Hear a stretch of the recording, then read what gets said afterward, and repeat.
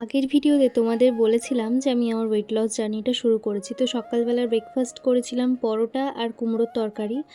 আর এখন দেখো দুপুরের জন্য বানাচ্ছি চিকেন। আর আজকের চিকেনটা অন্যরকমভাবে বানাচ্ছি। আর আজকের ওয়েদারটাও কিন্তু দারুণ। এই ওয়েদারে চিকেন দিয়ে ভাত খেতে বেশ ভালো লাগবে। তো চলো মাংসটাকে ধুয়ে নিয়ে আসি ভালো করে। আর তখন দেখলে তোমরা যে তাওয়ার মধ্যে একটা মশলা রেডি করছিলাম, ছিল টমেটো, পেঁয়াজ, আদা, রসুন, শুকনো লঙ্কা, জিরে আর হচ্ছে গরম মশলা। তো সমস্ত কিছুটাকে ভেজে একদম অল্প ভেজে আর কি মিক্সার গ্রাইন্ডারে পেস্ট করে রেখেছি। আর দেখো চিকেনটাকে ধুয়ে নিয়ে এসে কড়াইয়ের মধ্যে অল্প পেঁয়াজ ভেজেছি আর চিনি দিলাম, নুন দিয়েছি। তো তারপরে আর কি চিকেনটাকে তুলে দিয়েছি। এবার চিকেনটাকে ভালো করে ভাজবো।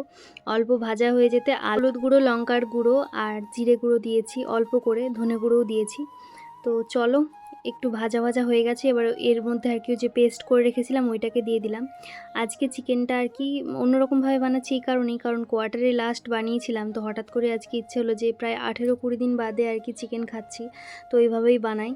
আর চিকেনটা ভালো করে কষিয়ে নিয়ে গরম জল দিয়ে দিয়েছি। এইবার মাংসটা ফুটবে, আর ফুটলে আর কি অল্প মতো গরম মশলা দেবো উপর থেকে আর সামান্য চিকেন মশলা।